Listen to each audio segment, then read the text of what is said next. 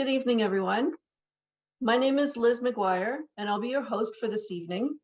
I've been with the university for just short of 20 years, and 17 and a half of those years I spent as a credit and collections specialist and a financial counselor in the student accounts office. And I've recently transitioned over to trust fund administrator in the Aid and Awards department.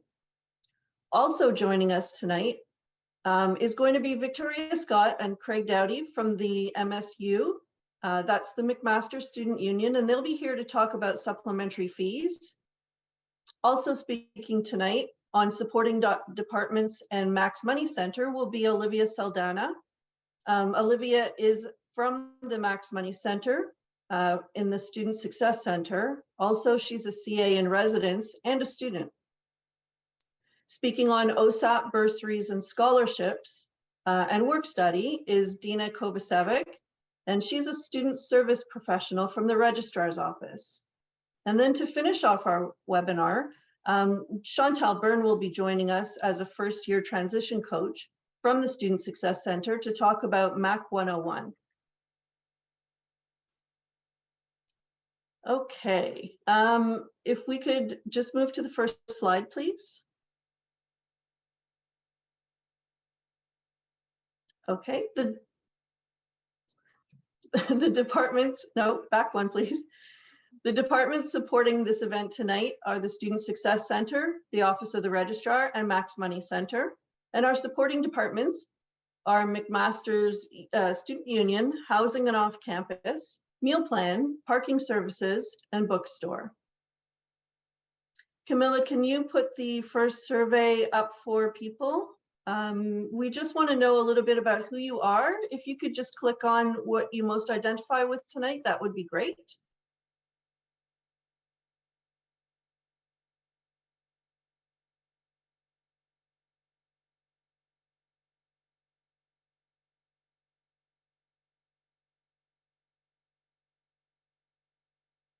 It seems like 82% are new McMaster students, 10% are new international McMaster students, 7% are a parent or caregiver. Perfect. No siblings. Okay. No siblings. All righty. Okay. Well, congratulations to the new students on your acceptance. Welcome to McMaster. Thank you for taking this very important first step toward your financial health at McMaster University. Welcome to all parents and caregivers. You are so important in this process. And the students we have found over the years, the students who have family support seem to manage a little bit better. If we do get any high school students, welcome to all of you. The information tonight is going to focus primarily on the importance of making firm financial plans in advance and giving you tips and resources of what you will need. Can you please flip the slide, please, to the next one? We do have a resource book. A link was sent out to everybody. Hopefully you were able to access it. The resource guide is really great in that when we go along through this webinar, it gives all the extra supporting information like schedules and charts and things like that. So feel free to just open that up and move along with us through the webinar. And you also have it as a extra for later. Okay, couple of things. We have a lot of information coming your way in the next 90 minutes, so we're going to try and be as efficient as possible. If there's something that you don't understand that we've explained, please put in the chat and ask us to repeat it, and we'll be happy to do that. We're hoping to have time at the end for Q&A, but I'm going to ask you to hold your personal situation questions. Those would be better answered for you at the Student Services Center, and the contact for that is in your workbook. They can help you better with one-on-one. We're just going to keep this as a general information session this evening. The workbook is one thing I do want to mention, that at the time that it was printed, the information that we had was the most current. Because this is a changeover time of year and things change very quickly, everything in that workbook is pretty much subject to change. The information and processes themselves will remain the same. It's just might be a little bit different in some of the fees or a date or something like that. So wherever there's a discrepancy between the workbook and the websites from that department, the websites are what you should be referring to. The information in the workbook is what we don't have on the slide, so it's all the background stuff. There's handy resources in there. And I think that it's going to answer a lot of your questions as we go along. This session is recorded, and both the recording of this session and the workbook will be posted on the Registrar's Office and the Student Success sites. Okay, next slide, please. Here are the topics for tonight's agenda. In my years of counseling 101 students and caregivers, I found it very rewarding and sometimes heartbreaking. I developed a true understanding of what student debt is. And I realized when no planning happens, that incorrect assumptions happened. Windows of opportunity to find funding were missed, and it created an unbelievable amount of stress. So we asked ourselves at McMaster, why do we have students who default and what are we missing? And this is what Smart Start came from.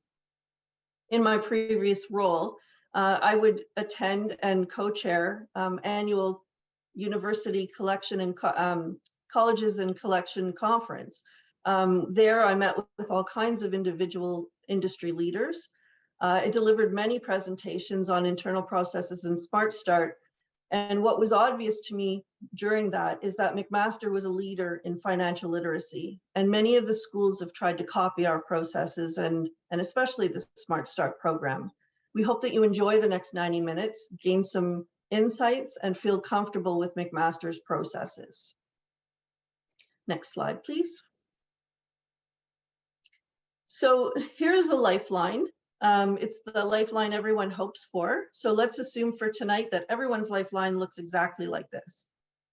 Notice the yellow box, and that's your time at McMaster, and it's very short compared to the rest of your life. You're 17, 18, 19 years old coming in at Mac. You'll be treated like an adult environment to learn in, and the shift for you will be to start to think like an adult. So for many of you, this is the first time away from home, no hall monitors anymore, no one following up on missed work, no one sending fifth week reports home to your parents. The onus is on you to do your best academically, to learn good financial management, and that's why we're here, to stay healthy and stay well, and to be informed and make wise decisions. The shift in behavior, it's the making of a commitment to yourself, to take charge of your affairs, to be your own advocate, to find out what the university offers you and create your own success.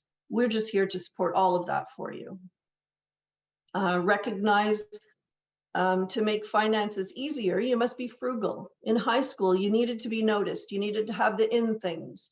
And in university, that kind of fades. There's a maturity that happens and you don't need those things anymore. So the money can be put towards education and not on stuff. So new experiences, you should be opening your heart and your mind to new experiences, especially experiences with less money. Parents and caregivers, your new role is going to be to empower your leaders, your children as leaders. Resist the urge for them. Resist the urge to do for them. Find ways to support them. Create reminders, follow-ups, maybe do some research. At McMaster, we're sanctioned under FIPPA, and FIPPA is the Freedom of Information and Privacy Protection Act. What does that mean for students? Well, we protect and cannot share any information that is specific to you, like personal information, login information, academic information, like enrollment status, grades, transcripts, or financial information, including account transactions and balances. Sharing your Mac ID and password.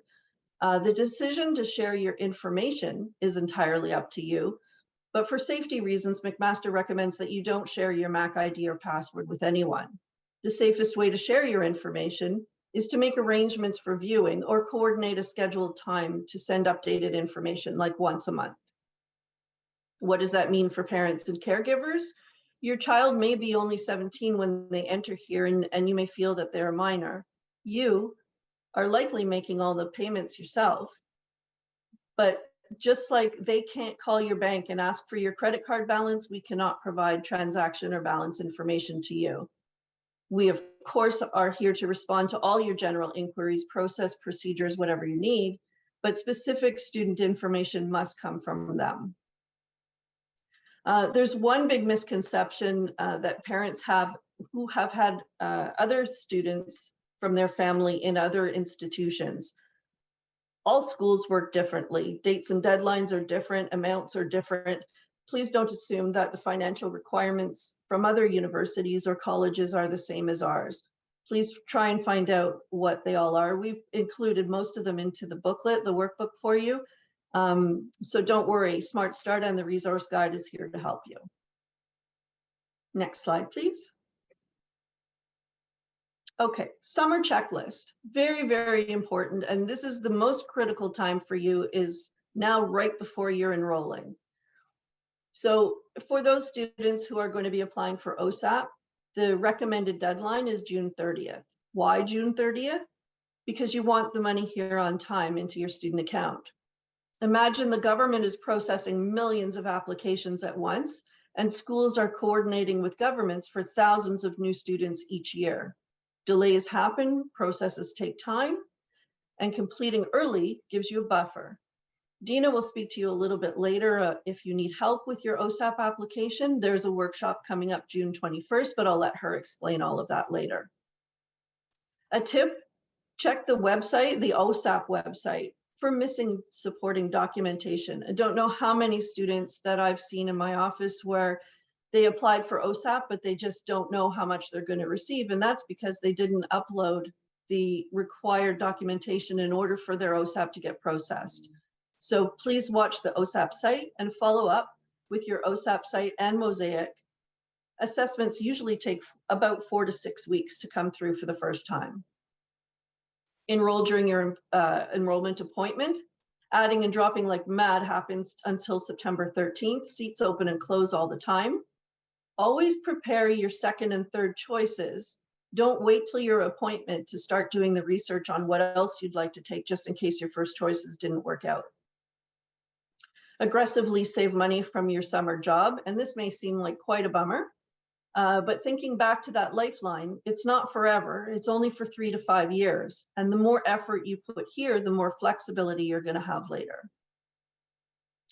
Conversations about money are never easy. Remember, the more that you open up and explore, everyone will be on the same page, working toward the same goal, and that's helping you get through financially.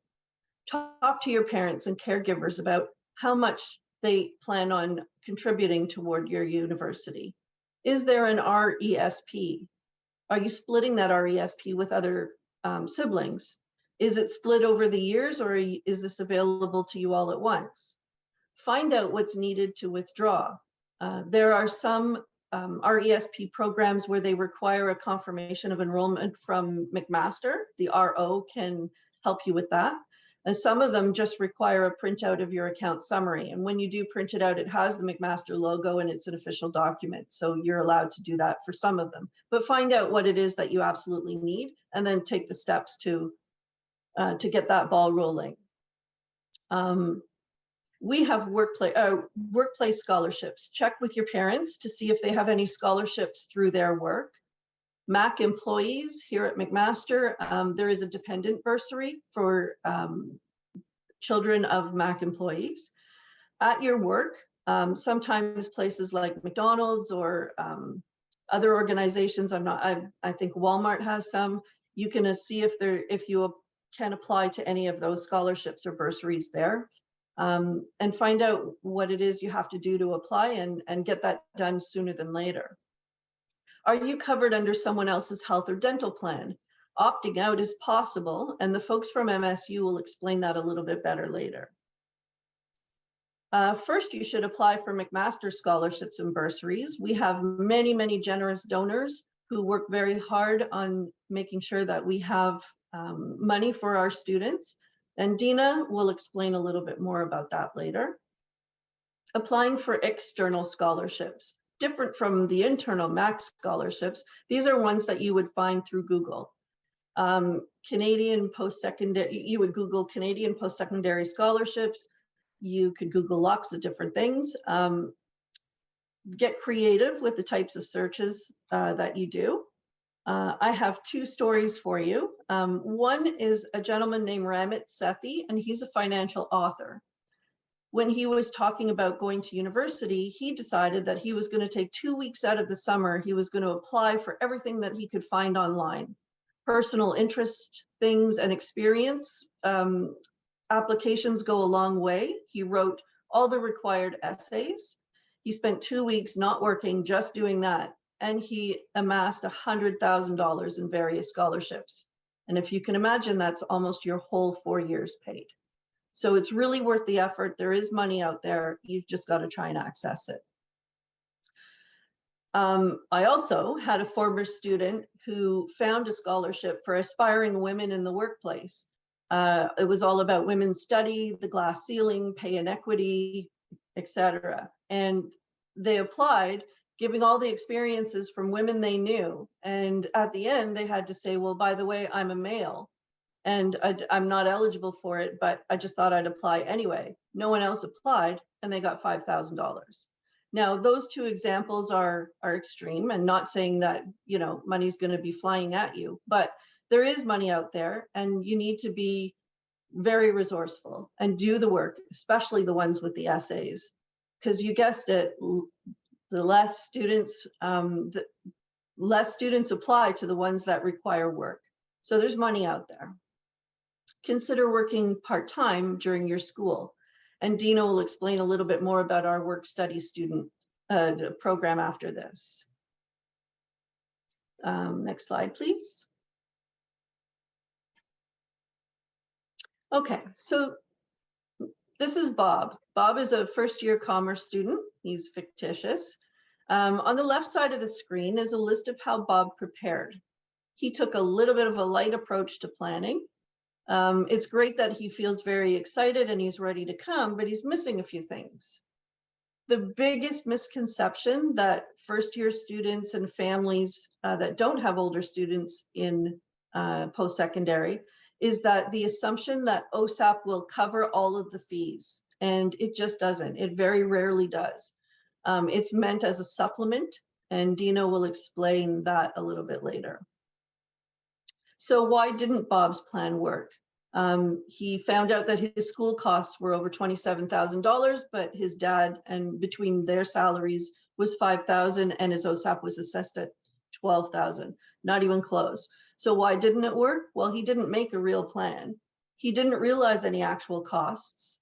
There was no real dialogue with his parents, didn't do any research, and made a lot of assumptions. Okay, next slide, please.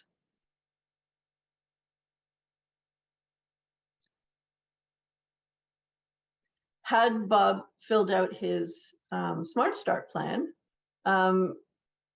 if you look at the right-hand side of the screen, you can see that he added scholarships. He found out about bursaries. He adjusted his work schedule by speaking to his boss. He applied at the bank for a line of credit. And what I would encourage students too, if that you're really lacking and you need some help, talk to your bank and how this can work for you, because building credit can be a really great thing. And that's more information that you could get at our Max Money Center. So your actions, solutions, you should do a plan on paper, because seeing it makes more sense to you. Tailor it for you. Now, this slide here shows a list of things that you know, we thought were general, but maybe there's other things in there that are more important to you. Be realistic about, especially about the expenses.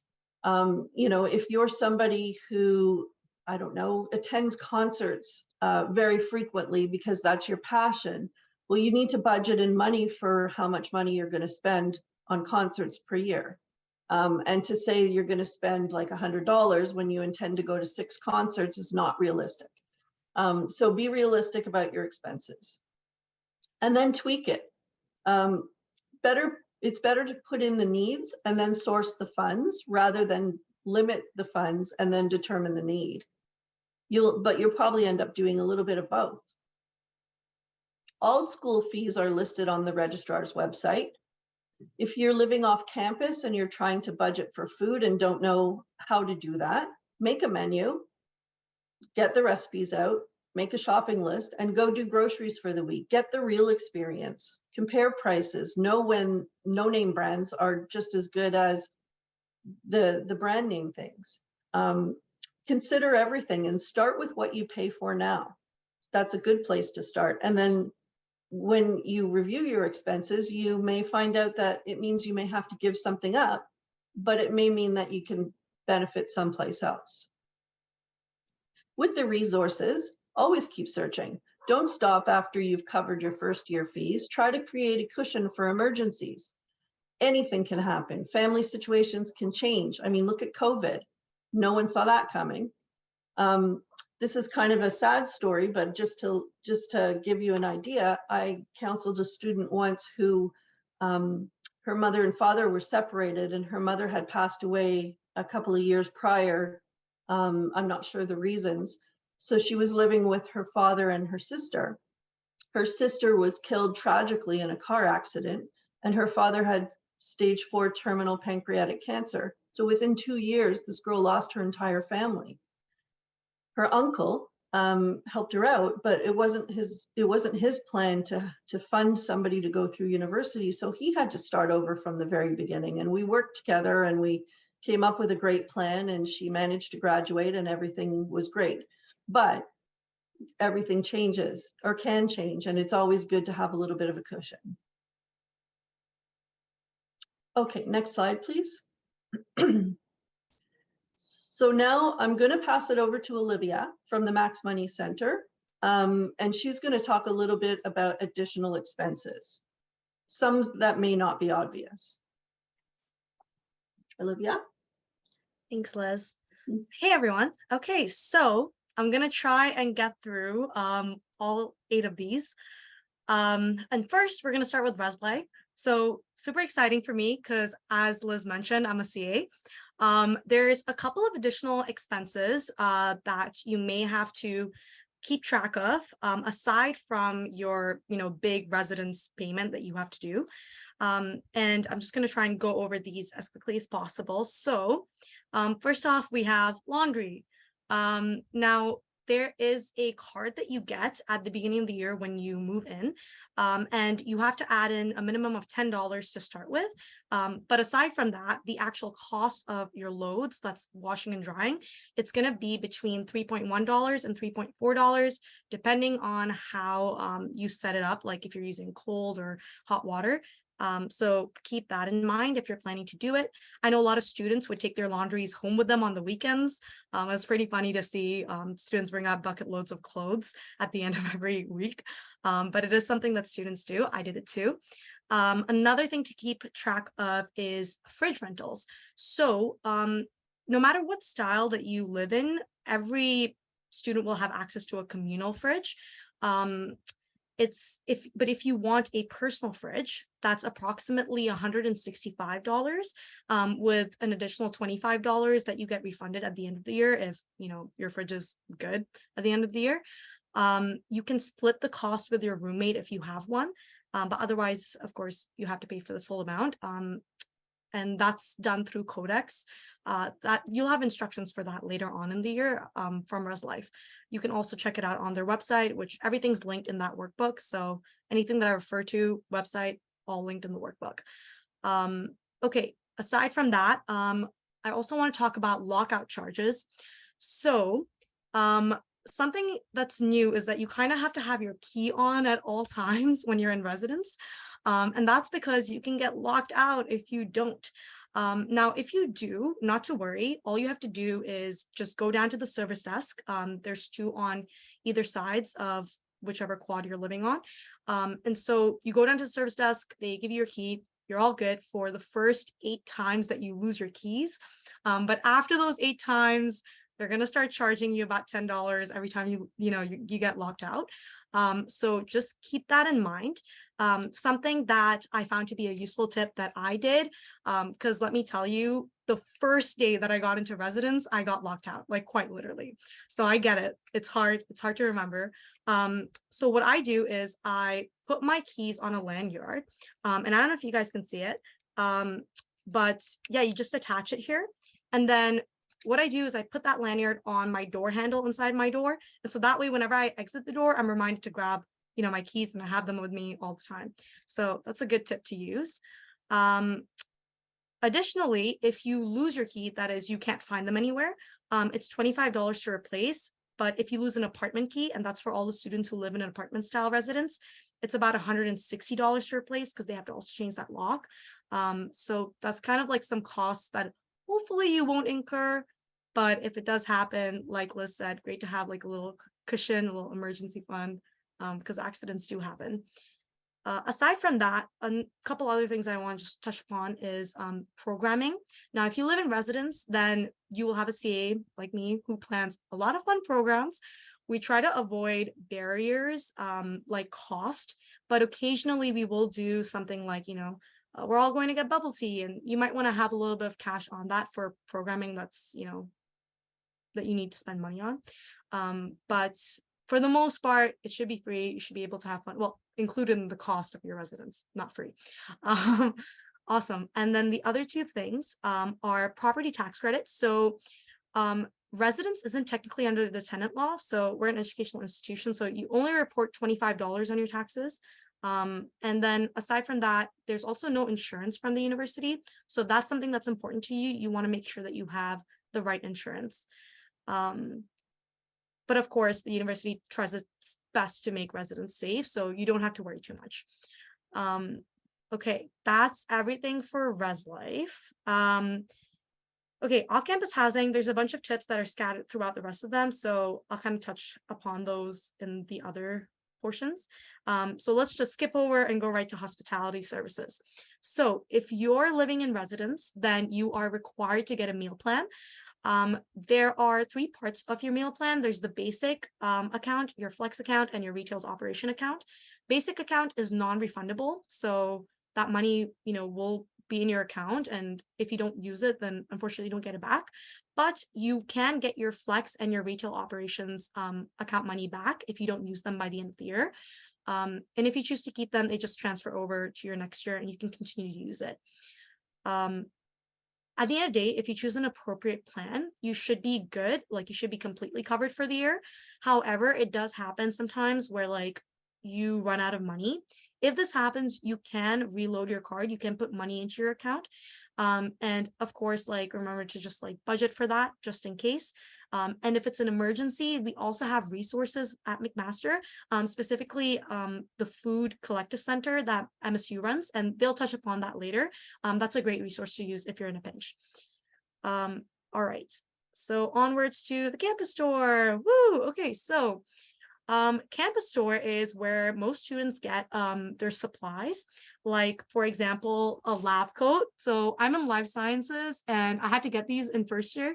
As you can see, it has the McMaster logo. I don't know if it's showing up. The blur is kind of taking it away, but I think you can kind of see it. So this is something that you can get from the campus store among textbooks, just like general classroom supplies. Even this lanyard that I got was from the campus store. So great spot. They do sales, and you want to watch out for those. You can find that on their Instagram account. That's Mac Campus Store. So just follow them. They post everything up on there. So that's campus store. All right, parking services. So if you find yourself commuting because you're off campus and you're using a car, you might want to park on campus, of course. And for students, you need to acquire a transponder, which is like this device that you can use to enter and exit the parking lot. It's about $55. Plus, you need to have a monthly permit rate, depending on the parking lot that you're going to be in. If you're bringing a guest over and they need a space to park, they don't need that permit. They can just pay for like a day pass or a night pass at the gate. So that's all good. And if you're moving in, you don't have to pay during that time for a parking space. ResLife usually like plans out a route, or they assign parking spaces for you to use while the move in and the move out process is happening. So you don't have to worry about cost at that point. But that's pretty much everything with parking services. Again, if you have any questions, you can always contact the department or just check their website. They have all the information that I'm telling you guys about. Okay, next up, a wellness center. This is fantastic because wellness center is included in your tuition fee. So you're basically covered for that. You don't have to pay additional cost for any services that you need to use from the wellness center. So like doctors, counselors, etc. If you do cancel less than 12 hours in advance, they do have a fee associated with that. So it's about $30 to $100 depending on the appointment type. So try to cancel in advance if you can. But aside from that, it's all available for you for free. So definitely check that out if you need to use the services. All right, on to the bus pass, Presto card. So this is something that a lot of off-campus housing students use, but also general McMaster students when they want to get around Hamilton. So basically, you get this pass that you can use for the HSR, which is basically the public transit in Hamilton. And that means that you don't have to pay when you're tapping your Presto. You just tap it on and it's kind of free for you to use. If you are using your Presto for Go Transit, that's a bit different and you will have to pay for that. However, as a student, you do get a discount. So you just want to make sure that your account is set to student so that you're able to get that discount when you're using Go Transit. Yeah. Okay, awesome. And then finally, of course, MSU is a great supporting department. They got a lot of facilities and services, and I'm going to let them talk to you guys about what they offer later on. But that is everything. I hope I did good for time. Back to you, Liz. I'm going to hand it over. Thank you very much. And could you go to the next slide, please? Okay, so now you've done your budget and you've figured out that you have a deficit. There's more options that you need to explore. Seeking assistance through places like sports organizations, community centers, places of worship, general interest groups, city programs, your high school. Some students have, actually one that I know of, had memorabilia from collectibles from Star Wars, the original, and decided they didn't want it anymore and sold that. So that ended up to be extra money in there toward their fees. Holding yard sales, doing medical research experiments on campus, sponsorships from other organizations, making friends with neighbors who may need odd jobs done, and other kinds of fundraising. You can always approach your family or extended family for support. And what I mean is siblings, grandparents, aunts, uncles, cousins, or close family friends. But instead of going to them with one large amount and going to one person where it might be overwhelming, you might want to ask them for smaller kind of support, like if they could get you a bookstore gift certificate or sponsor you yearly for $500 or something like that. Every little bit adds up. So it's just a matter of trying. This is a little bit trickier to explain, but when we talk about a 3-year or a 4-year program, we're talking about typically courses that are taken during the fall and winter term, not the spring summer term. So sometimes students consider spreading out their enrollment a little bit. So you're not taking less, you're just spreading it out. So typically one level 1 course costs about $1,000 depending on what kind of program you're in. Some are a little bit more, some are a little bit less. So if it works out, some programs like engineering are fixed and not very flexible with their amount of units coming in, but some programs are. So consider if taking maybe 4 courses during the fall and winter term would make better sense to you. You would still be a full-time student, so you would still get the MSU supplementary fees and all the services. And then you would make up the deficit, of course, over the spring summer term while you're working full-time. And maybe that's a more affordable way of doing things.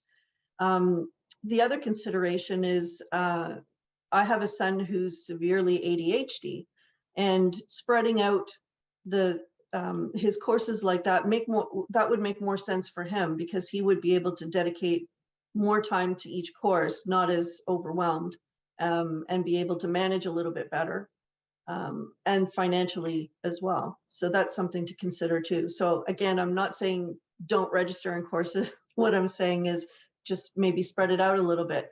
But if you go below 18 units over the fall winter term, you become a part-time student, and then things change as far as your supplementary fees. Okay, next slide, please.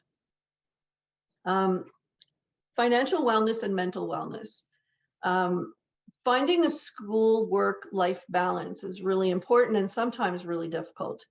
Other reasons, there could be another reason to prepare ahead. This is another reason to prepare ahead. Distractions, you want to try and clear all of them by September 5th, because you're going to hit the ground running, and it's kind of overwhelming the first couple of weeks. You have syllabuses to look at, and you have books to get, and courses start already, and homework starts right away, and it's a lot. It's a big adjustment. So you want to get as much as you can out of the way at the beginning. So it's important for your academics to stay healthy. Too much external pressure leads to unhealthy habits and that need release and escape. And the people at the wellness center see this frequently, and you know, so staying in a good mental place is very important to your academics. So parents and caregivers check in regularly, recognize when you can give a little bit of help.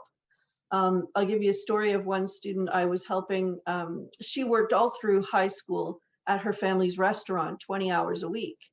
And when it came to university, not that the parents were trying to be mean, but they just didn't expect anything different. So they thought that their girl could continue on doing that. But working 20 hours and taking a full course load, that's very difficult.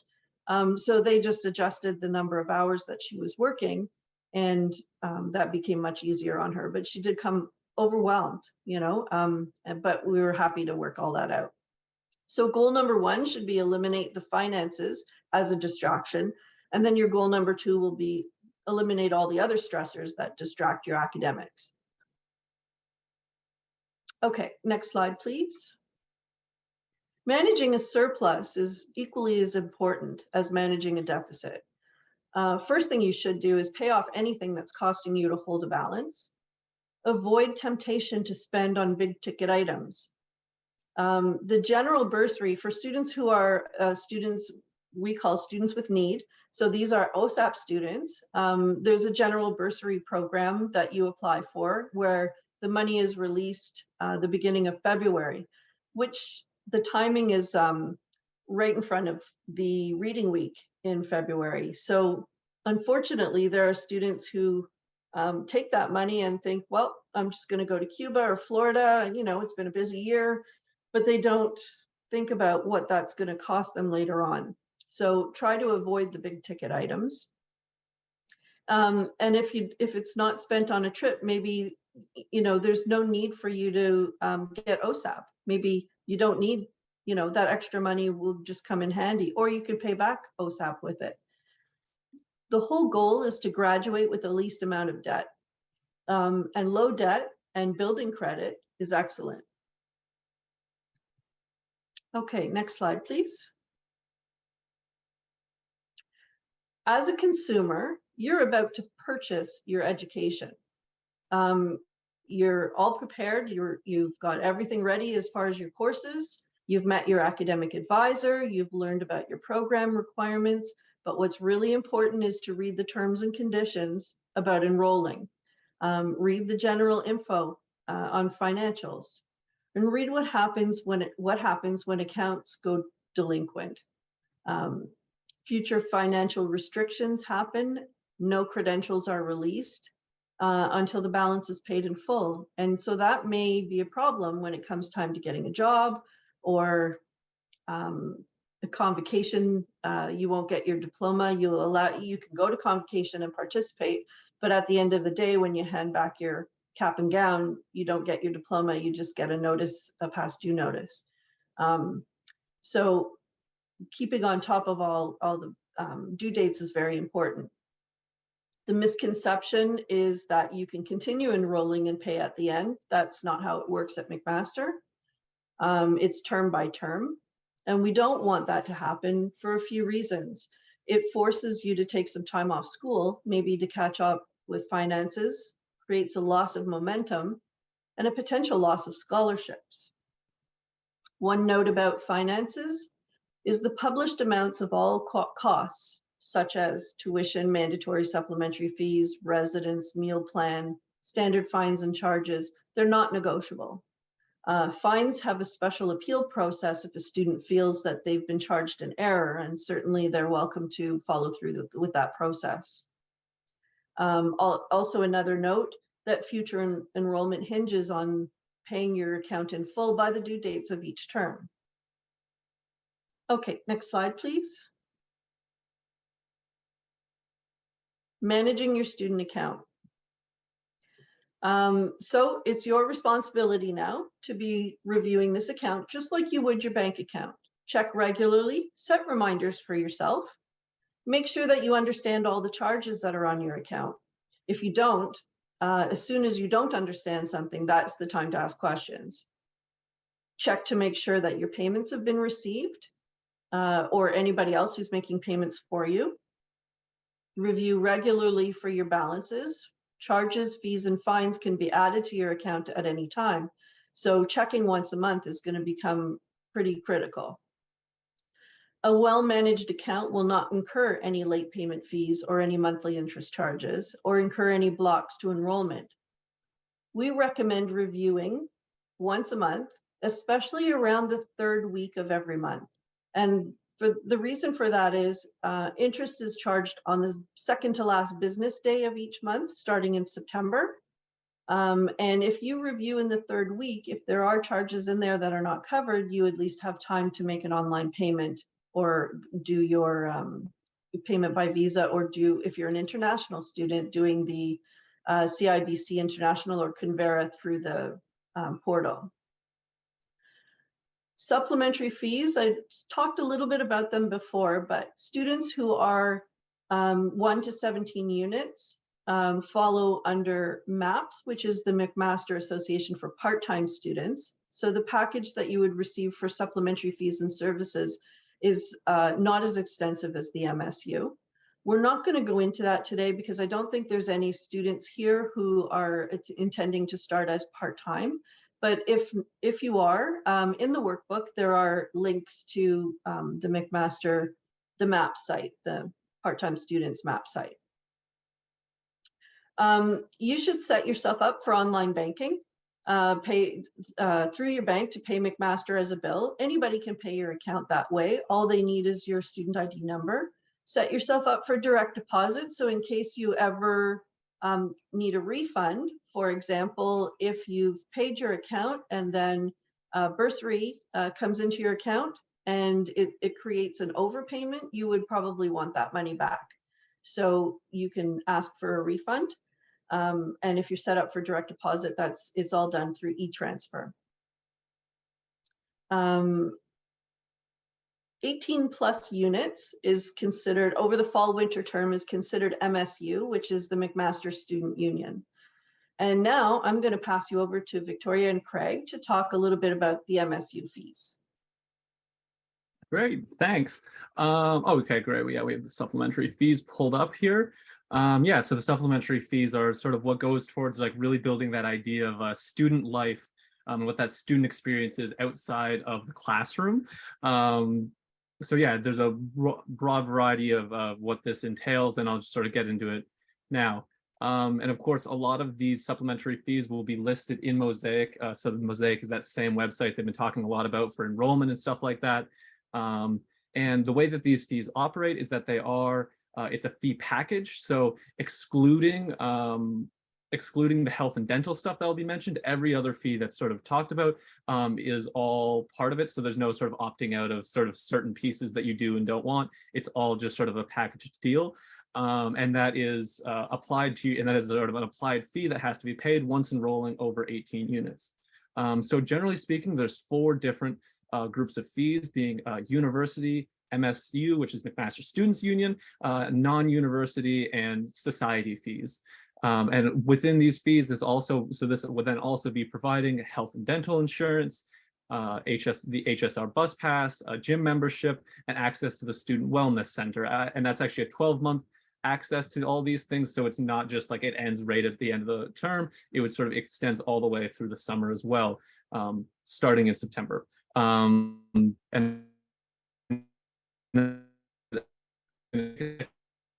about the opt-in, opt-out policy. Craig, I'm assuming you sent it over to me. Apologies, you went a little bit wonky there. So I'm just going to quickly talk about the health and dental plan. You can opt out if only if you're covered by have additional coverage through your spouse, your parent, a guardian, or through if you're doing full-time work. Sometimes they offer it, but that is the only exception. OHIP plus UHIP do not qualify, count as an external extended plan. So unfortunately, if you don't have coverage, that means we give you coverage. So don't worry. So that means prescriptions covered, dental, all of that fun stuff. All that information is actually listed up on our website. When you can opt out is starting September 1st. You would go to our website, www.msumcmaster.ca/opt-out. And then it would take you to a form to fill out all the information that you need.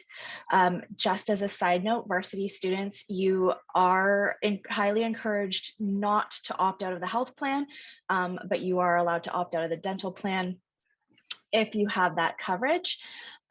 So that being said, I will also highly encourage that everyone enroll in their 18 units before the end of September, so that you know that what exactly you're being charged, because supplementary fees, being a part of being a full-time student and being a part of the MSU, being an MSU member, it's upwards of $1,000 in extra fee. So we don't want that to be a sticker shock for you. I'm just going to pass it back to Craig so he can quickly go over what else we do. Oh, thank you. Yeah, so if we, sorry about freezing out there, but so if we move on to the next slide, we can look at sort of specifically how these fees are broken down. So we can start with the McMaster University fees. So this is of course collected by the institution of McMaster. I'm just going to touch on, I guess, some of the bigger ones so that you can get a bit more information. So there's the orientation fee, only paid out in first year. This goes towards that welcome week experience. From there, there's the University Act and Rec, which is all part of the gym membership and access to the DBAC facilities. Would really recommend checking out their website and seeing what goes on there, because it's a massive building, so there's a ton of stuff that goes on. Kind of easy to miss it sometimes, but just do some reading. As well, Student Wellness Center, as already talked about by others. It's that on-campus health support that goes on, as well as career services. I know we're talking about saving money a lot today, but you can also contact them and they can help you find a job both while you're in undergrad and in your sort of post-grad alumni life. Very helpful people, and a ton of services, everything from interviewing, resumes, stuff like that. They can help you with it all. From there, there's the McMaster Student Union fees. Most notably, we have the organizational fee. So this encapsulates a lot of different things about what the student life kind of entails. To sort of talk about what we have listed here, we have the clubs, services, governance, and employment. So clubs is what's most visible, right? There's over 300 of them at McMaster. I could almost guarantee most people on this are probably going to be part of one. And they really span everything from sort of the culture, hobbies, casual sports, careers, future education. They got it all kind of serviced in there. And then there's also the services, which are the direct benefits of being part of the Students Union. This includes a lot of the on-campus, so things like the on-campus paramedics, as well as mentioned, the FCC, which is the Food Collective Center, which is various spots around campus that we run sort of food bank and food scarcity type initiatives to help out all students and community members meeting their nutritional needs. as well as a lot of different things that, and peer support networks and a lot of different things. Also, I'd recommend checking out our website, which is the link included up there, which will give a lot more details and you can do a lot more clicking around. But I'll also mention the governance, which is advocating on behalf of the students to McMaster and as well provincial and federal governments. And finally, there's also a lot of employment opportunities throughout that are sort of posted on a continual basis throughout the year. Whether you're looking for other ways to get involved or make some money or what have you, I would recommend checking out these. And those are the 4 main categories that are available on the website. So you can check those out. And I do want to mention, I know is doing just because they haven't posted the official fees yet, but they'll just adjust a little bit by usually some amount of inflation every year. And I also want to mention faculty society fees too. So you only pay one of these depending on which program you're in, and these cover sort of the different more unique aspects of student life for people in those programs. For example, I am a business student. So the DeGroote Commerce Society was a lot of sort of networking, case studies, various competitions like that. That was sort of what was covered in there. And yeah, I'd recommend looking into your faculty society more and seeing what sort of unique things you might get access to in your program specifically. But I think that mostly wraps up what I was going to talk about. So now I'm going to pass it for someone else to talk about other things on the student accounts. Okay, so we're back at me. Other items that you might see on your student account are bookstore purchases. McMaster has a courtesy of up to $1,500 per for the semester, which is the fall winter semester. So if you can't afford to buy your books right away, you can charge it to your student account and then pay for them with your plan. Residence deposit, you will see it show up there as a credit, looks like a payment. OSAP and Aiden Awards will show up as credits.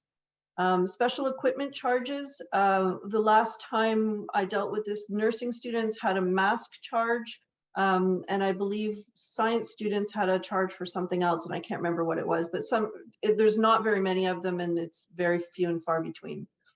But then there are avoidable charges, and it goes back to the slide where we talked about responsibility. There's parking violations, lab fines, and code of conduct. And all those really can be avoided at any time. Just want to make a mention of code of conduct. We have a security police on our campus, and they are tied to the Hamilton Police. And they are quite active and quite present. If you were to do, for example, our campus is smoke-free, and sometimes students try and find creative ways to go and vape or smoke in different places. And if you're caught, then there are fines for things like that. Also causing damage or causing problems with other students or theft or anything like that. Anyway, the code of conduct fine is really, it's avoidable, just like all the rest of them. So, just be careful, be aware of what the regulations are around campus, make sure you're following everything, and you'll be good as gold. Next slide, please. Okay, this slide is a little bit complicated, and if anybody needs me to repeat it, if you want to put it in the chat, I can go over it again, but I'm going to go through it nice and slow, so hopefully it'll resonate with you. First of all, the amounts that are on this slide, the whole slide, are just rounded up for the sake of explanation. They don't represent charges for any particular program or any OSAP, they're just rounded. Typical full-time students have 15 units, and that's 3 units per course and 5 courses per term. That equals 30 units in total. Like I said before, engineering is a little bit different. They have a very specific unit count. If you look at the OSAP box on the right, you will see that OSAP is given to a student's account rather, twice a year. Funds are released in September, and they're typically around 60%. It's not an exact science, it's about 60%. And then the balance is released as long as the enrollment remains the same as when they did the application, it would be about 40%. So if we took that, this student over here is getting $10,000, then 6,000 should come in the fall and 4,000 should come for the winter. If we go over to the left-hand side and look at the account, the first term from September to December, you have your tuition charges, which are 15 units. That's 5 courses at 3 units per, and I just put the charges in at 5,000. Supplementary fees that are flat fees for the whole year are charged all at once, so I put 1,000. Supplementary fees that are charged per unit are there. Residents, half of the fees are there. Meal plan is charged in full at the beginning of the year. And entrance so those are all of the charges, and they total 15,650. The credits are entrance scholarships and the OSAP that came from over here. So that's 7,500. So if you take your charges minus your credits, the balance owing then would be 8,150. This is the amount that you would pay out of pocket by September 25th. So the more, that's why I was going on before about the more external scholarships you can find, the more you apply for online through McMaster, the more money that you would get, the less you would have to pay out of pocket.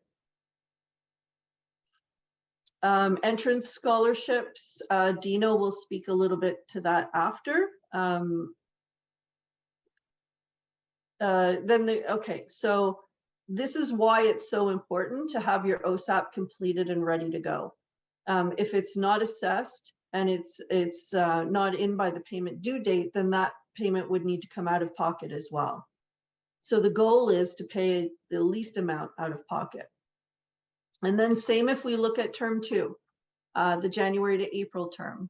There's tuition in there, that's 15 units, same as above. Supplementary units, you only have the per unit ones because the flat fees were charged in the in the fall term. You have the other half of residents, and possibly there would be bursaries in there and the other OSAP. So the amount owing in the winter term would be only 4,350. That's according to, again, this schedule. It's not, these aren't real fees, these are rounded. So does everybody understand how that works? You have your charges, your credits, including OSAP, and the balance needs to be paid by September 25th for term 1. And for term 2, same process. Whatever balance is unpaid is due by January 25th. Are we good to go, or does anybody need me to repeat that? We're good? Good. Excellent. Okay, next slide, please.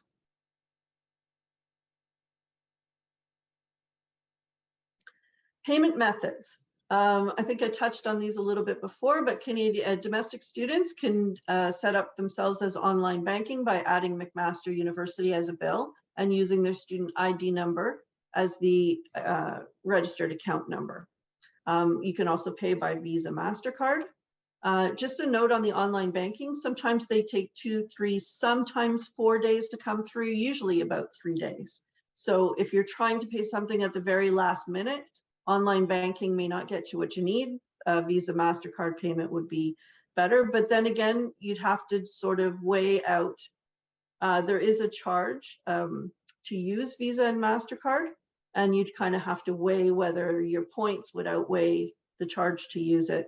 But all the information on using payment methods is all in the workbook and on the registrar's website. For international students, like I mentioned before, we have the CIBC International Student Web Portal and the Convera Student Web Portal. And you would just follow the directions through there, and they would show you step-by-step how to get the money to the school. And lastly, for payment methods, we have higher ed points. There are loyalty points that you can redeem, and you can go onto their website. The website is here and in the workbook. And they will describe to you all of the loyalty points that you can use. It used to be Air Miles and TD. I'm not sure if they've updated stuff since. But you can use, we do have students who use it all the time. Their parents travel for work, and they use loyalty points all the time to pay toward their account. So I would check that out. Okay, next slide, please. Sorry, Liz. I Yeah. think there's a question here. It might be for the previous slide. Okay. But some student asked if the money received from scholarships, would they automatically be shared with McMaster, or do they have to update that personally? The money that they receive from scholarship, like the Yeah, external external scholarship? scholarships. Yeah. Yeah, you should always notify the registrar when you've been awarded something like that, so they'll watch for that money to come in. But sometimes, like for example, if you're a member of Scouts Canada, let's say, and they wanted to sponsor you $100, they would likely pay the student, and then the student would transfer that money to the account. If they paid, let's say by check, and they would make it out to McMaster University and put the student ID number on, and then that would be deposited into the student account that way. Is the question in regards to OSAP, do they have to report it for OSAP? No, it seems that they're just asking about scholarships itself. Okay, Yeah. perfect. Okay, next slide, please. So a dropped versus a canceled or withdrawn course. The schedules for the cancellation schedule are in the workbook. You should always speak to your academic advisor before making any kind of decision, just in case you're dropping core courses that need to be done, or they should know, they should be advising you, just to make sure that you're not making the wrong decision. But dropped courses are courses that are removed before or during the drop and add date. There's no penalty for these. The refund goes right back onto your student account. So if you drop a course, that's 3 courses, that's 3 units of fees go back onto your student account. The per unit supplementary fees will be recalculated. The course is removed from your record, and it could have some financial implications regarding maybe a loss of scholarship. If a scholarship says you have to be full-time in a program, or you have to have X amount of units, just keep that in mind before you drop courses. And you would be reassessed OSAP, because if you're dropping a course, then you're not entitled to the support that OSAP provides for that course. A withdrawn or canceled course happens after the drop and add date. The course remains on your student record and shows as a cancel or withdraw. It is subject to cancellation fees and can have financial implications such as loss of scholarship, reduced OSAP, loss of MSU services, depending on how many units you're dropping. The financial takeaway from this is an academic deadline to remove a course with no failure is not equal to the financial deadline.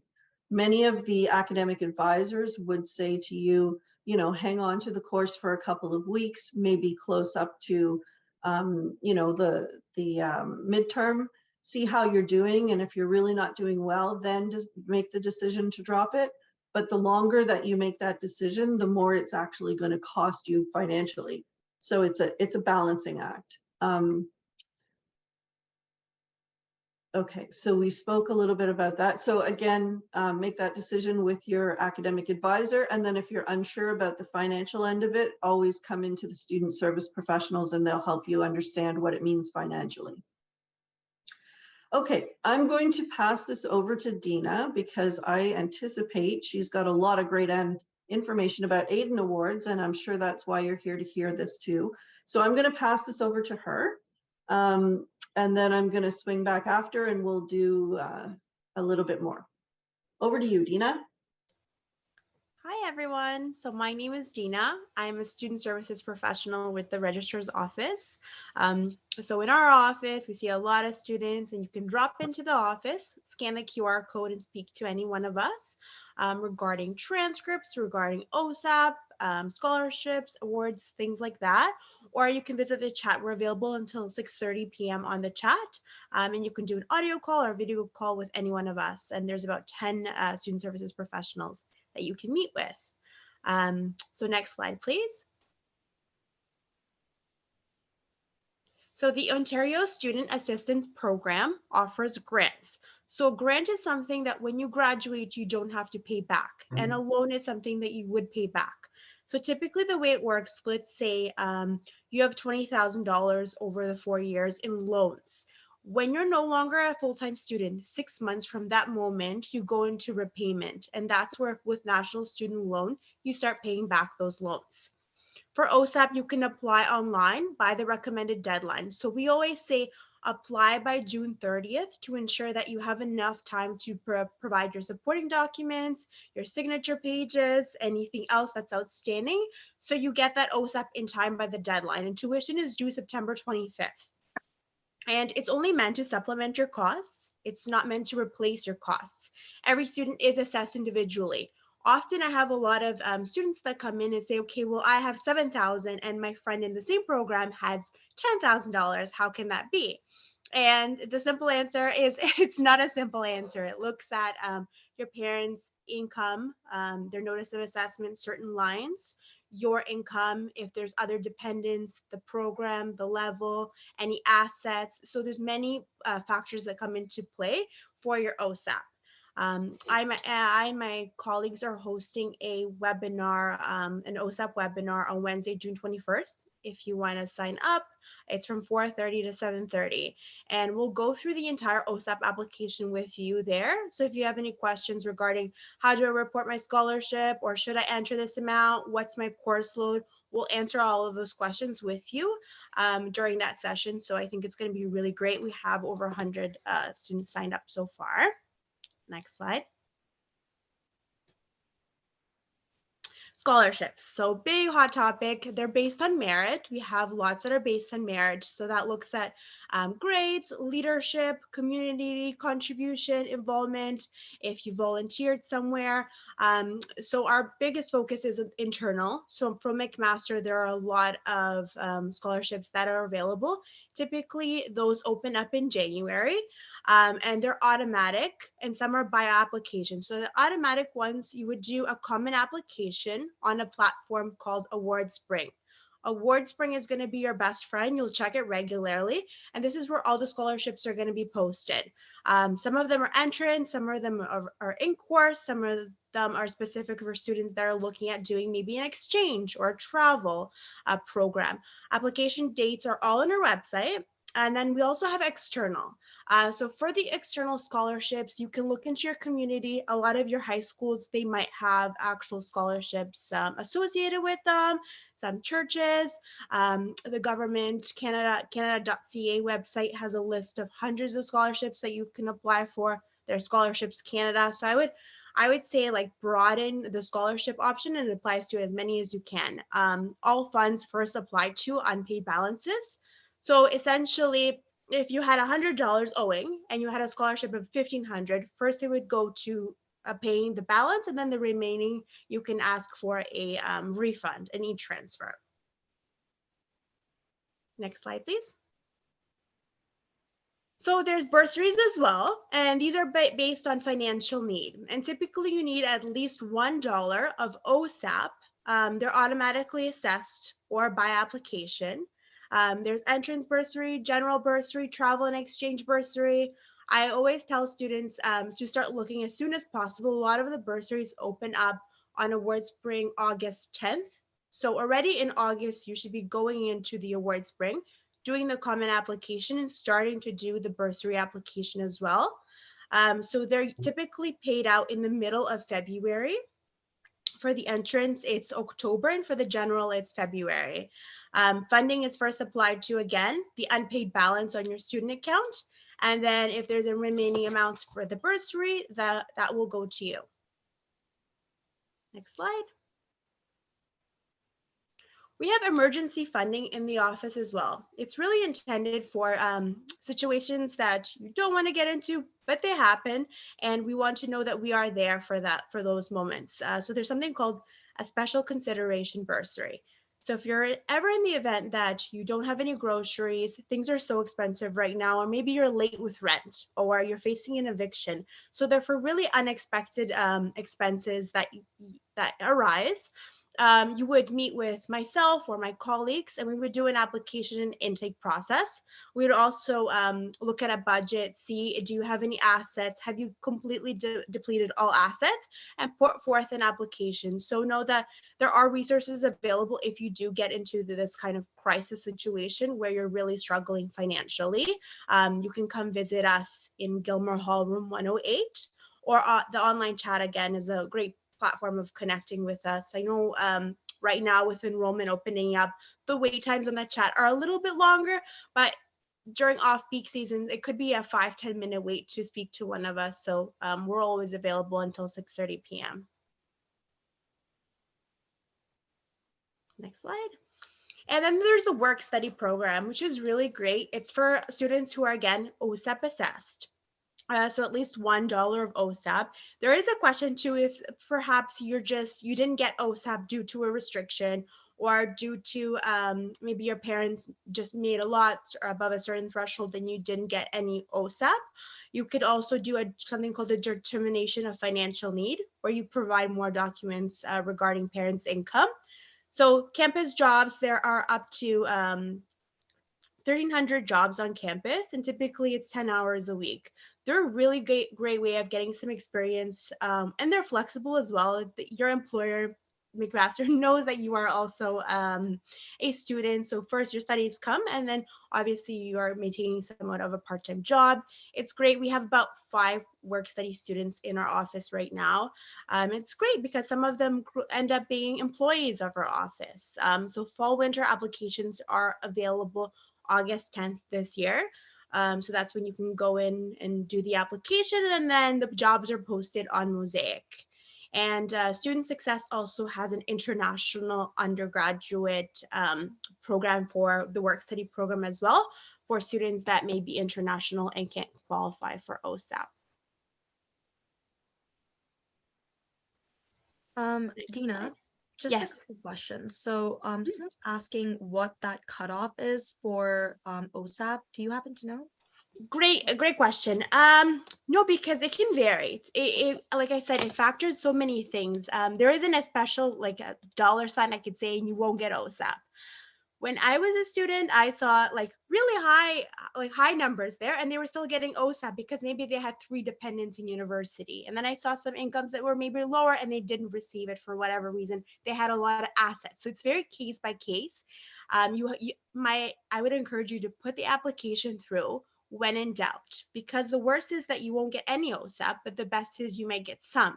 And when you apply for OSAP, you get some grants, and those you don't have to pay back. For my first year, I'll tell you a personal story. I didn't apply for OSAP because I had saved a bit. I worked a part-time job during high school, so I had saved enough to pay for the first year fully. And then second year, I applied for OSAP, and I realized, whoa, the year before that, I could have probably had at least $5,000 or $6,000 in grants that I didn't have to pay back. So even if you're in doubt, even if you think you have enough assets in savings, apply for OSAP, because the grants are something you don't have to use right away. You can put them in a savings account, and the loans, obviously, if you don't need them, pay them back right away. So that way you don't accumulate that debt. Awesome. And just a couple others related to bursaries and scholarships. Okay. Someone's asked, when do they receive the mark-based entrance scholarships? And then additionally, when receiving scholarships or bursaries, do those automatically go to your McMaster account? Like, do they have to take any steps? Yeah, so they'll show up as pending when they go into the account. Typically, they go into the McMaster student account after ad drop. So for this year, it's going to be after September 13th. We do that to ensure, because students, they might drop a lot of their courses. Sometimes they change their minds. So those are not applied until after that point. But know that they are conditional upon the marks. So I think somebody had asked the question, what happens if my marks decrease a lot? we do look at the top percentile of the incoming class. So those are subject to change the entrance awards. Perhaps if your marks increase so much and your offer said $1,000 entrance scholarship, it could change to 3. Alternatively, it could decrease as well, or you may not be eligible for 1. You could always connect with a student services professional and we could take a look to see what your final grades are, and then to see, okay, yes, you are receiving it or you're not receiving that scholarship. I hope that helps. Awesome. Thank you. And then get free money with AwardSpring. So like I said, AwardSpring is going to become your best friend. It is McMaster's one-stop shop for scholarships and bursaries. So step 1 is in August, go in and fill out the common application. So this is where you're answering questions such as like your name, your program. Some of the awards might be specific to your faculty. Some might be for equity deserving groups. So some might be very tailored to you personally and like your program, all of that. And get started matching up to scholarships that match your eligibility. Step 2 is watch for follow-ups. So some might require a reference letter. Some might require a little essay. Some might require community contribution or like references to be filled out, perhaps like by a teacher or a professor or something like that. So there might be some follow-up that is required. So keep in touch and keep kind of refreshing and seeing what else is out there and what else do I have to do.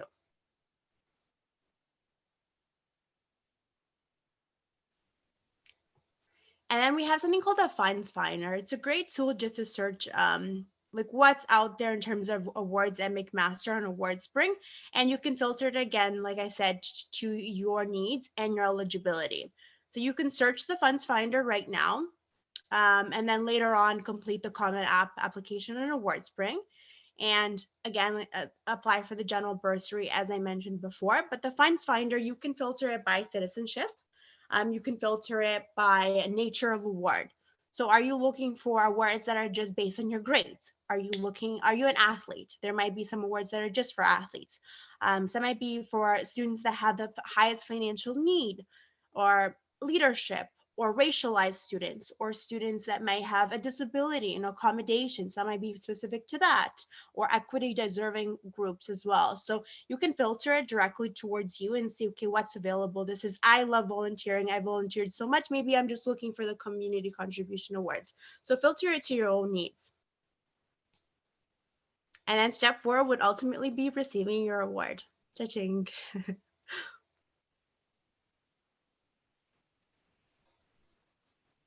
Sorry, Dina. Someone is also asking if grades from summer school are considered for the entrance awards. So the grades have to be in for, I deal mostly with not high school applicants, but for 105. And I know for our side, the grades have to be in by June 30th. I would assume it's very similar to the 101s. Yes, I would say by June 30th. Awesome. Thank you. Dina, can you just explain the difference between 101 and 105 for people who may not understand? Yes, the lingo. So a 105 is anyone that's applying to university that's not out of high school. And then a 101 would be a high school applicant.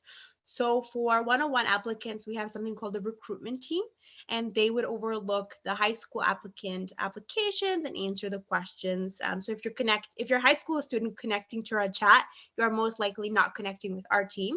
But if you're another applicant, maybe mature applicant or not directly out of high school, then you would be connecting to our team.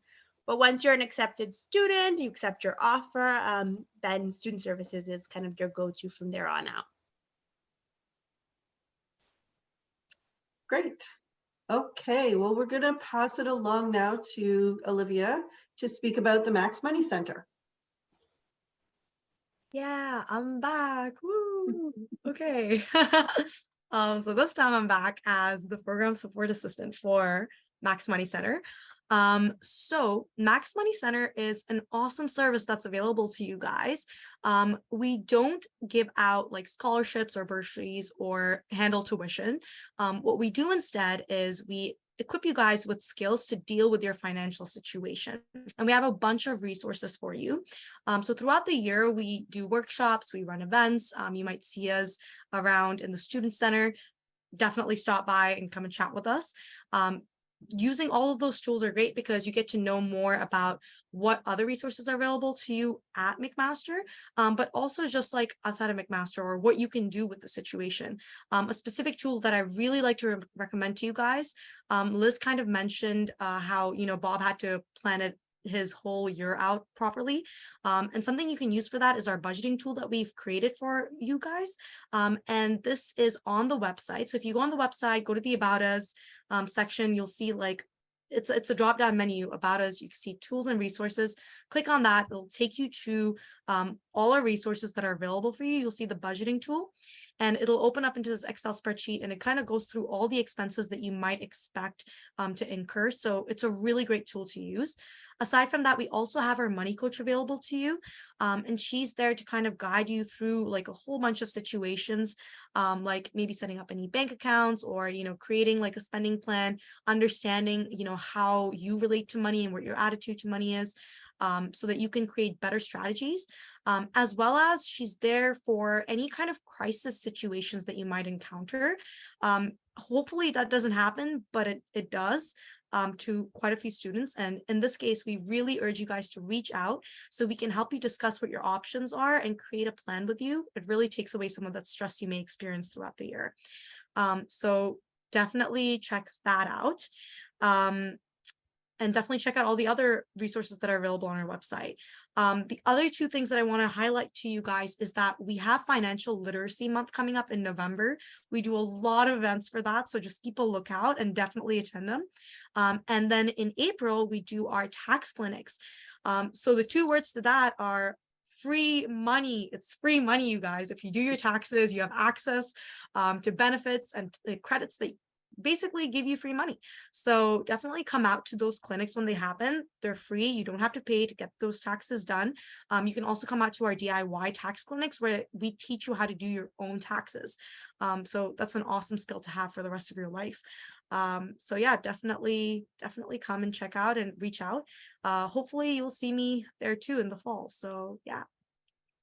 Okay, gonna pass it back to Liz, I'm guessing. Okay, thank you very much, Olivia.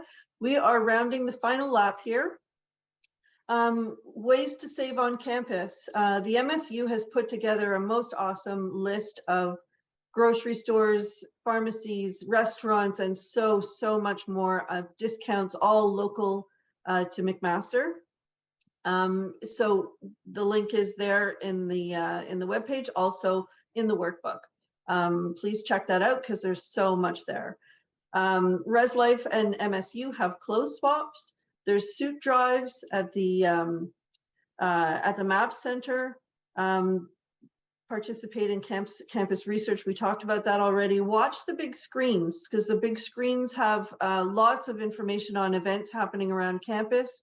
There's signs all around campus advertising things, and you get emails. You're going to get a million emails. Try and read them because there's lots of information on things happening around campus there.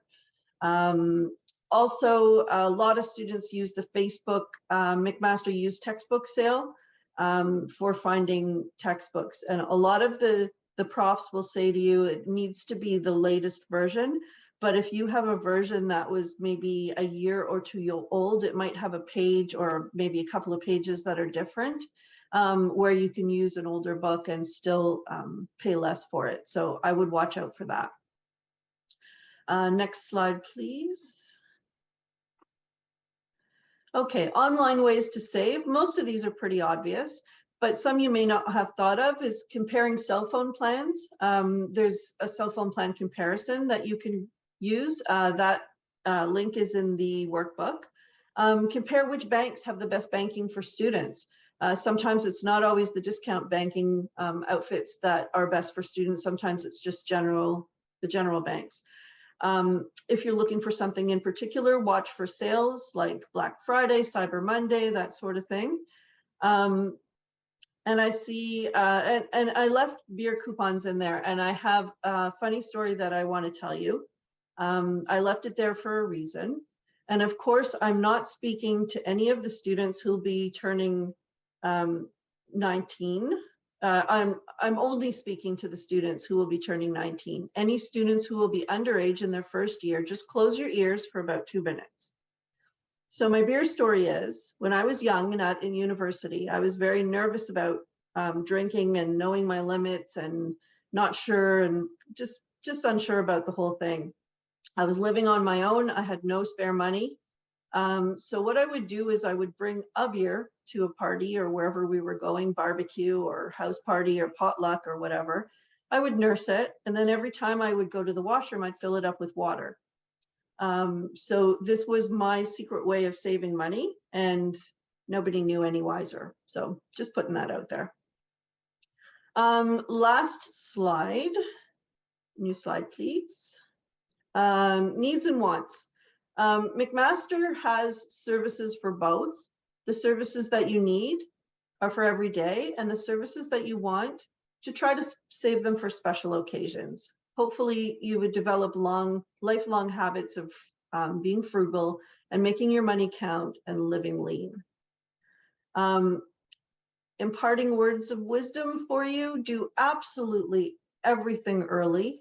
As early as you can. Read all the communications that come your way. Ask questions right away. Don't let problems sit. If you can imagine, we have 30,000 students and over 4,000 dedicated, wonderful employees who are very passionate about what they do. A fun fact actually is almost half of the staff has 20 years of service or more. So we're very seasoned. And they're very dedicated to ensuring your success. So, but unless we hear from you or we know there's a problem, we're just assuming that you're doing well. So just ask, because trying to backtrack and fix a problem months after it happens is very frustrating for everybody and takes time away from your studies. Respect deadlines. You're no longer in high school. You're training for the real world now. So automatically assume that all dates and deadlines that are given to you are not movable. Develop a relationship with your academic advisor. They'll make sure that you don't go astray academically. And get involved. Get involved in everything that you possibly can. Make the most out of your university years. Get the full university experience, because university is much, much more than just a degree, and you'll be glad that you did. Before we go on to the last slide, we have a survey, and I'm just gonna look at my coworkers here. The survey, I don't know if we can put it up on the screen or whether it's going to be sent by a link. Can somebody just comment on that? It's just a small little feedback survey. Oh, the link is in the chat. Yeah, it's been added to the chat, so okay, everyone can access it. Yep. Awesome, thank you. If you could please just take 2 seconds. It's a very small feedback survey. We would love to hear what you thought about tonight. Thank you for being so attentive. We realize this was a lot of information. Hope you got some great takeaways, and it's truly been my pleasure to be with you tonight. And I'm going to pass the very last slide over to Chantal Byrne, who's going to talk to you about MAC 101. And unfortunately, we don't have any time for Q&A, but if you want to put some in the chat, we'll see what we can do about getting back to some of your answers. Otherwise, all the resources are in the workbook. Take advantage of them. Go to the student service professionals. They'll be able to answer most of your questions about academics and finances. And over to you, Chantal. Okay. And a new slide, please.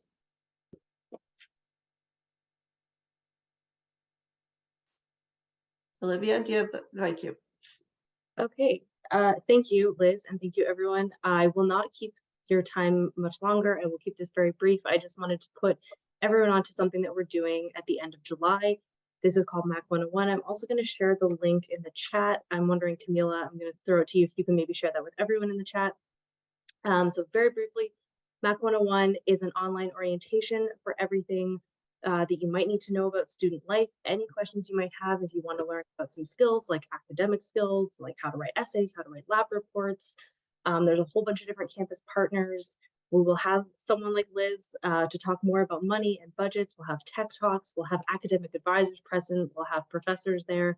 It's a whole week. It's from July 24th to July 29th. I'm also going to throw it out to any parents or caregivers that are still on the session. Right now, we have specific sessions for you during MAC 101 on Saturday, July 29th. There's 3 different sessions for you. And if you want to know about, finances for your students, any residence questions, I know there's always a lot of residence questions, and also any information about supporting your student, there's also that. So yeah, it's running July 24th to July 29th. Camila has kindly put the link to that in the chat. Registration for students is opening very shortly in July, but for any parents, caregivers, family members on the call, registration for your sessions is actually open. So if you go to the link that Camila has posted in the chat, you can register for these sessions. And yeah, if you have any questions, you can also email the SSC and we would be happy to answer anything. So yeah, I won't keep it any longer than that. I see we just got to 8:30. I know it's been a long session and very informative and very great, but I will keep it at that if that is good with you, Liz. And yeah, I hope to see you guys all. And also, I don't know if I've mentioned it, talking kind of fast. It's an online virtual session the whole week. So if you're an international student or if you're not in Ontario or you're not near McMaster, that's okay. Everything will be on a Zoom webinar. So completely accessible for everyone. And yeah, I hope to see you all there. Thank you. Thank you very much, everyone. Have a good night.